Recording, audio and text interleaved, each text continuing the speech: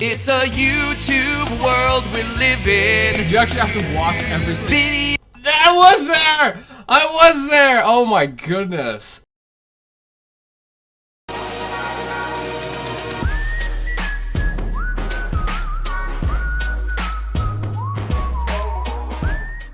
What is up, you guys? Before this video starts, I just want to apologize for the audio. I don't know what happened, but the audio, I hate this computer. I hate it. I don't know why. It sounds so bad. It sounds like it's from the 1950s again, and I don't know why. I tested it before I started recording.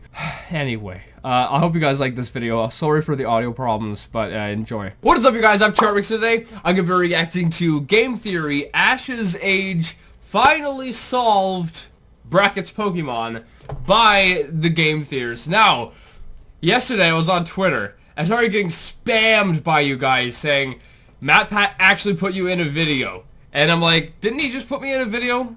Which was the other day. Which I was in the sidebar unintentionally. But supposedly I'm actually in this video. Which, if that's true, I don't believe it. I don't believe it. Anyway, with that being said, the original link's in the description. I believe in the last video, we came to the conclusion, or we guessed that his age would have been around 20-ish, like 20, 22, 23, something like that. So I think that's what we're probably going to get to. Maybe we'll end up older, like a 30, maybe he'll be like a 40-year-old or something like that. That'd be a bit weird because he's hanging out with 10-year-olds. But anyway, with that being said, the original link's in the description. Make sure you guys go subscribe to the Game Theorists. Without any further ado, let's begin.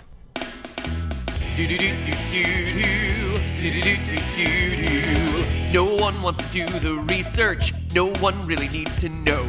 No one cares about the answer enough to watch the show. Each time I try, gonna get even more frustrated. Did you actually go to like a studio or something to make this? Each night I cry, why is this theory so complicated? It's a YouTube world we live in. You actually have to watch every video. I was there! I was there! Oh my goodness. Oh my goodness. Thank you, Matt. That's crazy. That's crazy. Also, as a side note, I was going to mention this in the beginning, but I figured I would have been talking for too long. Congratulations to Matt, because he's now a father. I believe on Twitter he mentioned that he's now a father and he had diarrhea on him or something. I don't know, something a little bit graphic. But anyway, congratulations to Matt, because he's now Papa Game Theorist. Videos we watch for free. I've been working on this vid for far too long, and I'm going stir crazy for this Pokemon theory. Pokemon theory! Where my favorite Pokemon is Miss Fampy. Miss Fampy. Last episode in our quest to calculate Ash's true age, we used every trick that I had in the book. From island fruit, weather patterns, school schedules, and Japanese exclusive air... I mean, yeah, he went so in depth trying to figure this out last time. Airline clips to make it all the way up to Season 9, the Battle Frontier arc, where Ash travels back to Kanto to rest on his yannies, I mean rest on his laurels, as the TV studios stalled for time waiting for the next generation of video games. Near the midway point of that season, we'd concluded that Ash was 15 and that it was summer. And remember, every time that we pass May 22nd, we celebrate Ash's birthday. So with all that information in mind, let's not waste any more time, because we still have 592 episodes of this darn thing. Did you actually have to watch this? I still want to know. 500 episodes! You actually had to watch 500 more episodes? Oh my goodness. I remember a few years ago, I used to binge watch a lot of shows on Netflix. I don't watch much of it anymore. But when I would binge watch, you know, I could get done one season in maybe a couple days. Because I'd binge watch a few episodes at a time or whatever. So maybe if I were to do an entire day's worth, I could get done, I don't know, a season a day maybe? Something like that. There's a point where you hit a breaking point and you're just like, no, I gotta get up and do something, or I gotta go do something else, right? So you might be able to get a season a day, right? And there are so many seasons of this. And 500 episodes. That would take months to watch through, and by the time you're done it all, you forgot what happened earlier on because there was just so much. I don't know, that's crazy. to get through before we're caught up with the series. Oh boy, it's gonna be a long episode. So the next time we see the seasons change is in episode 431 overall, or episode 157 by the advanced arc, Time Warp Heals All Wounds, which is, without question, the point in this series when all possible craps about the writing were thrown out the window. It is the single strangest episode of Pokemon ever created, opening up all sorts of cans of worms that are probably discussed for another day. Don't believe me? Here's what happens in the episode. Maybe the writers, were doing something different besides writing when they were thinking of that episode. Ash's travel companion May finds herself a locket on the ground, which, for no explainable reason, teleports her back in time with Meowth and Squirtle. That alone would make this an unusual episode of Pokemon, but no, they are not done yet. While May is in the past, she changes the course of history by Was it the butterfly effect? making it snow. So when she teleports forward again, this guy, who used to be dead in the present, is suddenly alive. And this train station, which was completely abandoned in the present, is now fully operational. You know what this means? See, that's not that unexplainable. You know the theory, I think it's like when you go into the past and you step on a cricket or something, or a butterfly, that it can have dramatic effects in the future. The principle was obviously in place here.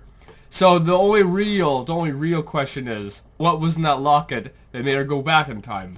Mess with the space-time continuum and stuff. What? I can't even! Usually the most fantastical part of this series is how Brock doesn't get arrested for sexual harassment, but this just crosses a line. Anyway, all absurdity aside, you can tell it's winter because it's close to the anniversary of this day and no one thinks it's odd for it to be snowing. I didn't hear anything about a snowstorm today, did you? When is the weatherman ever right? By episode 182 of the Advanced Series, or episode 454 overall of the entire series, we're back to summer. We know this because in the episode Channeling the Battle Zone, Ash catches himself an Apom. An Apom that appears prominently with the rest of his team in the 9th Pokemon movie, Pokemon Ranger and the Battle of the Sea. It's a pretty cool name for a Oh, look at that, when I say congratulations to Matt, he's a father. Look at this editor's note right here. So he got it wrong, but he was too busy with the baby boy. Pokemon movie. It's the Pokemon Ranger! Hi-ho, Silver! It appears that nature's protecting arms have gotten quite a bit warmer than our heroes would like. And because it's summer in the movie, we know that Ash has once again passed his birthday, making him now Sweet 16. From there, we're practically done with the Battle Frontier arc. The season ends in winter with its final episode, Home is Where the Start Is. Even though there isn't snow on the ground, we can tell it's winter based on this shot. A clock showing the time to be 5:05 p.m. just before dusk. Looking at Japanese solar calendars to track sunrise. Oh my goodness. I was gonna say, how does a clock tell you that it's friggin' winter? And then you're comparing it to Japanese solar calendars. That is next level, And man. sunset times across the year, we know that this is either happening in October or February. So long story short, it's about winter as the Advanced Series finally comes to an end and we prepare to head off to a new region. And you know what that means. A brand new arc means a brand new girl for Ash to have totally platonic relationships with. Episode 1 of Diamond and Pearl introduces us to Dawn, who, just like May before her, is a 10-year-old girl ready to start her Pokemon adventure. And this young lady, Dawn, is one of those people. As her 10th birthday If Ash is 16, then this turns everything here wrong. has come and gone, and her Pokemon now waits in the wings. As we established last episode, Pokemon Journeys start on April 1st to parallel the Japanese school year. So this means that yet again, we're near Ash's birthday, his 17th birthday. And on that note, can I please make a public service announcement? Dear Tumblr shippers, please remember these ages. What was I saying? Yeah, if that girl he's hanging out with is 10 years old, and this just takes... this is... No.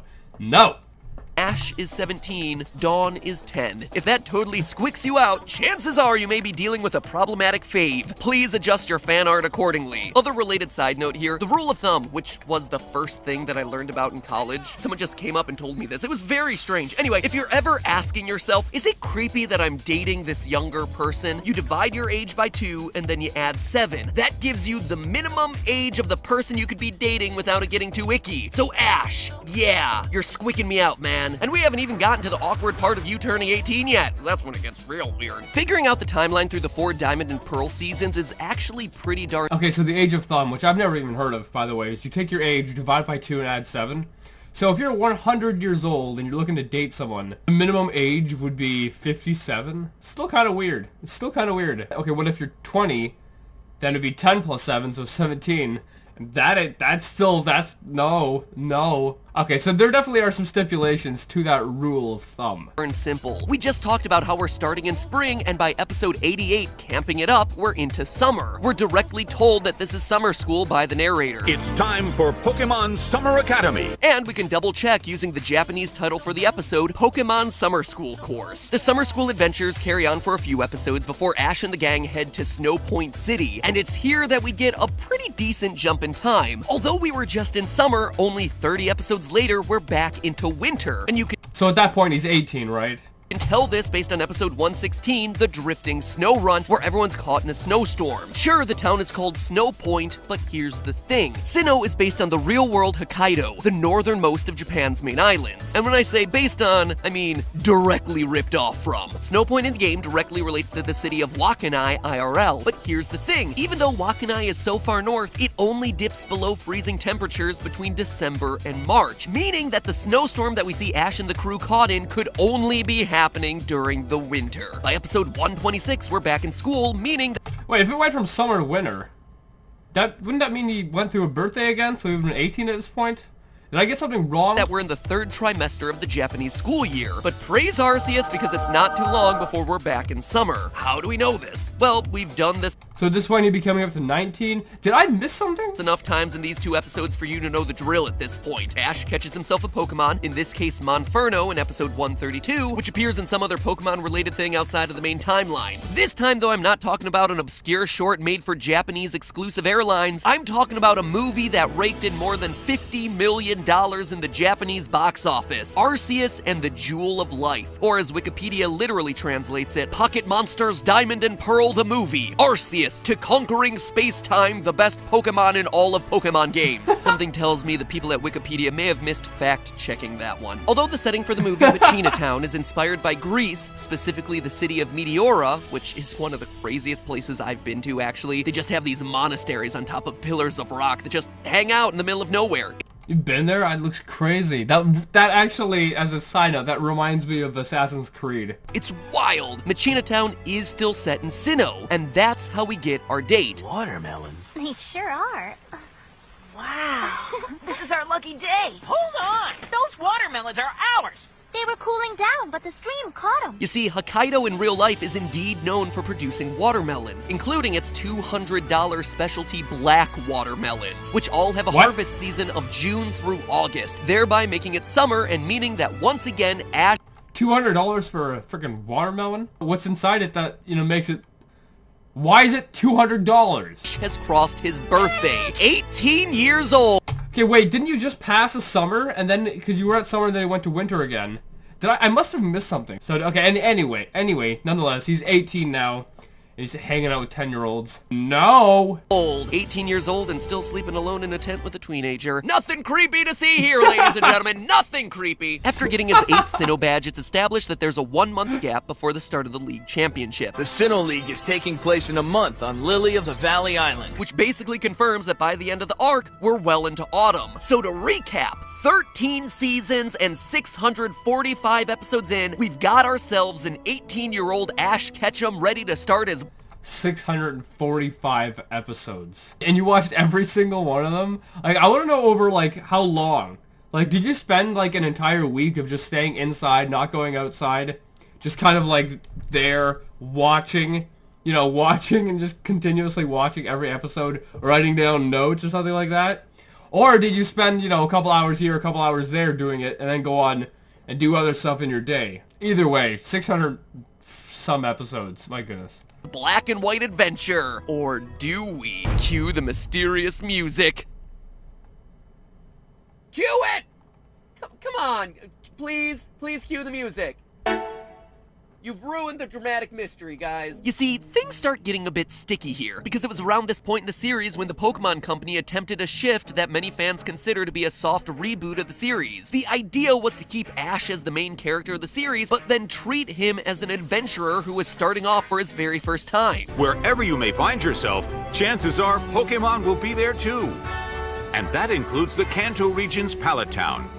home to this young man, 10-year-old Ash Ketchum. This would all be totally fine. I am more than happy to end the episode here, but there's one huge problem.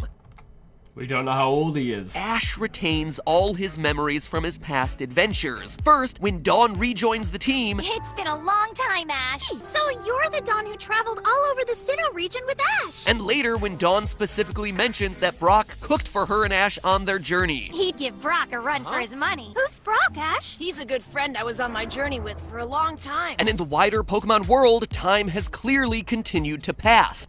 So he's aging. He's continuing to age. For a great example, look all the way back to Johto and the episode A Goldenrod Opportunity, where the magnet train specifically needed a year to be completed. And yet, fast forward to the Best Wishes episode Until We Meet Again, where Ash's new friends decide to travel from Kanto to Johto using that exact same train, which shows us that there has indeed been a passage of years here. You're going to the Blackthorn Gym, right, Iris? From there, you catch the magnet train to Johto. It's almost like they knew an 18-year-old Ash Ketchum was getting awkwardly old to be hanging out with 10-year-old girls, so they decided to boot him back a bit, but not boot him back far enough, I guess. Anyway, since it's all still part of the same... Yeah, it is very weird that it would be an 18-year-old hanging out with like 10-year-olds and whatnot, unless they were aging like he was, so maybe they weren't actually 10 years old. In canon with the same guy and the same memories, I'm gonna keep treating this character like he's the same Ash. Even if the Black and White series sometimes has him acting more like a rookie trainer than someone who's competed in 4 regional leagues and has saved the world multiple times from overpowered Pokemon gods. So we plow onward to the actual substance of Black and White, or Best Wishes, as it's sometimes called. As I mentioned earlier, when we left Ash at the end of Diamond and Pearl, it was in the autumn following his 18th birthday. Once we got to the Unova region...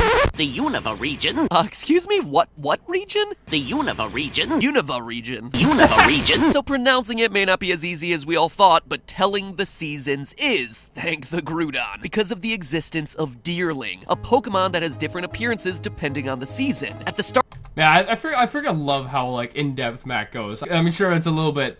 I don't know, I wouldn't say crazy, but it's a little bit overkill. You know, he's basing stuff off of, one, the color of these. Then there are other things he was basing stuff off of that, like, you know, you wouldn't think of normally. But, you know, Matt thinks of it. Start of Ash's Unova journey, we see Deerling in its pink color spring form. They then switch to summer form in episodes 54 and 55 of the season. And with the Deerling now in its summer form, it means we've once again passed May 22nd and another birthday for Ash, thereby making him 19. Oh, wow. We're going by boat. I'm totally psyched.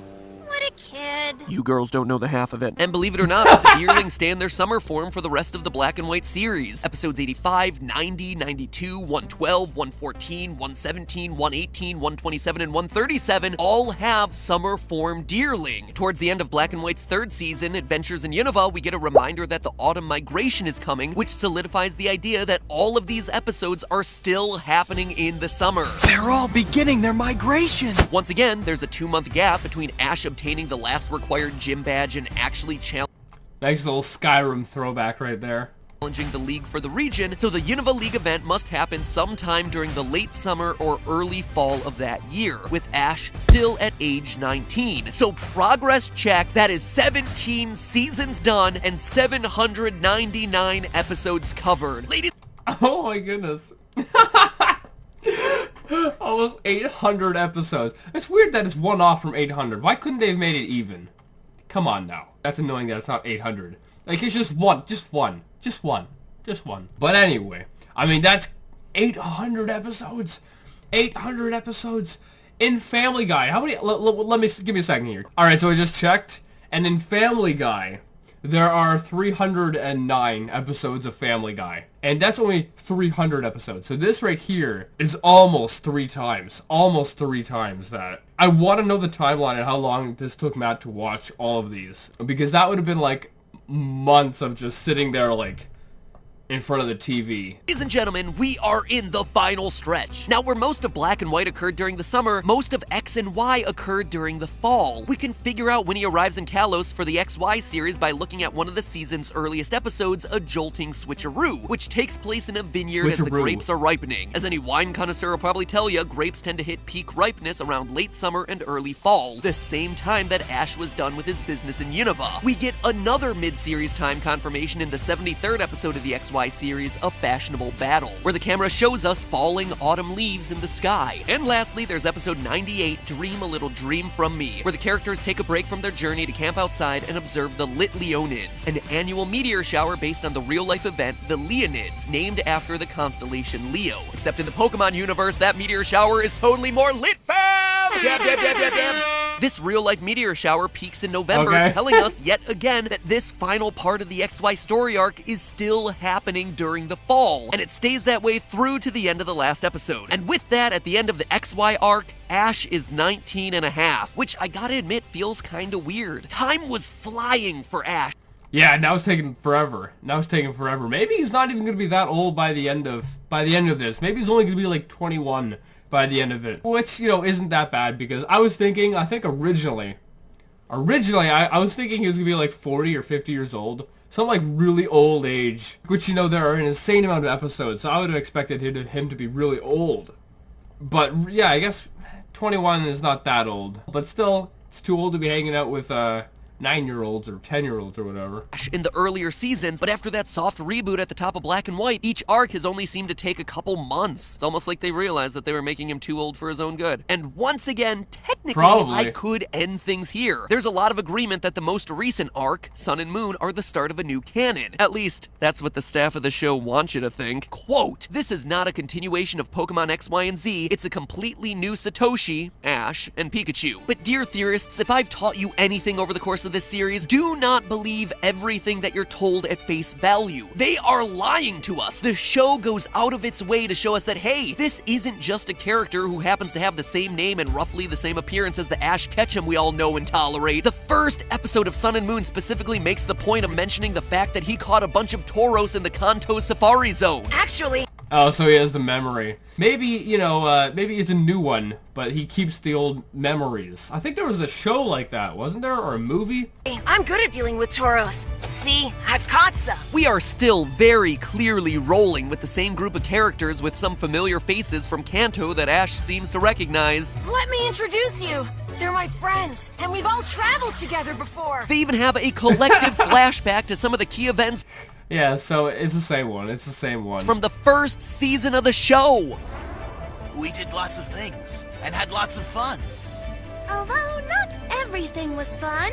So yet again, I call foul. This is still the same 19-and-a-half-year-old Ash Ketchum. We are following his adventure in these episodes to the absolute bitter end. So the question is, when does Sun and Moon start? Well, it's harder to track the seasons in the Alola region because it's based on Hawaii, which is tropical all year round. Likewise, there are some episodes that take place with visible snow, but that's because they take place on a mountain, where it snows year-round due to climate and elevation. Yeah, it would be difficult.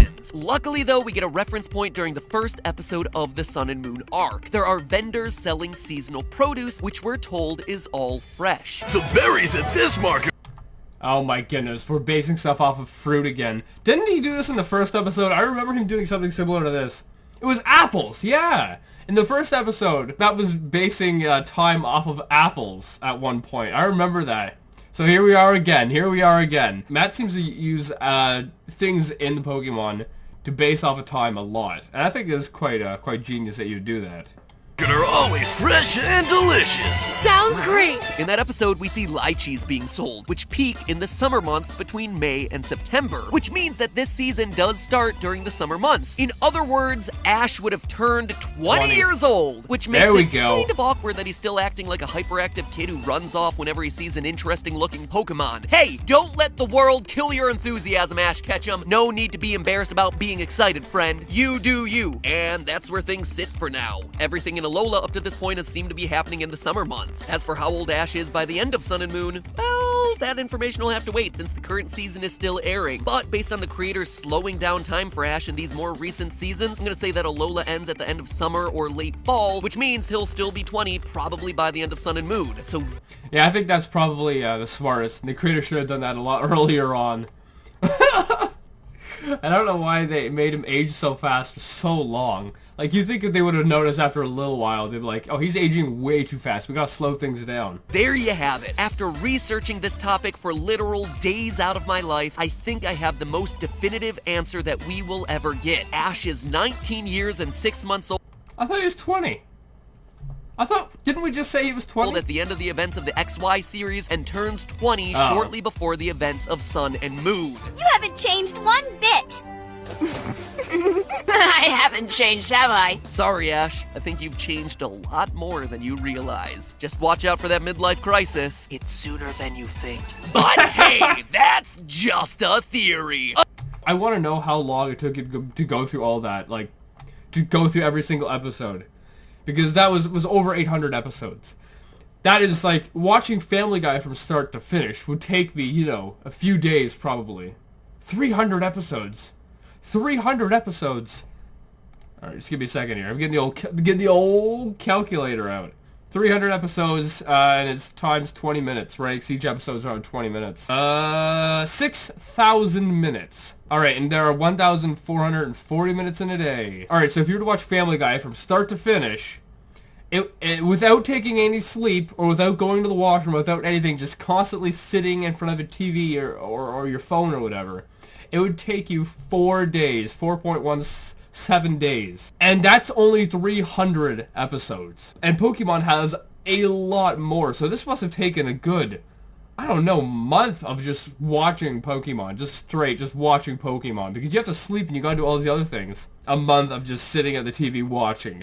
How much popcorn did you eat? Anyway, guys, I hope you liked this video. I'm actually surprised he's younger than I thought, because I thought he was going to be at least 20 to 22. Here, he is 20, but I was expecting him to be older than that. But nonetheless, we finally have the answer, and I want to thank Matt Pat for including me in this. That's freaking crazy. That's freaking crazy. And it wasn't on the sidebar, like, unintentionally, you know, it wasn't the sidebar this time. This time I was actually, like, there. That's freaking nuts. I never thought I'd be in a Game Theories video. But, yeah, anyway. You know, if you guys like this, make sure you give it a thumbs up. Possibly share with a friend. If you're going to subscribe to the family, also make sure you guys go subscribe to the Game Theories. And congratulations to Matt, as he's now a father. And, yeah, with that being said, I'll see you guys next time.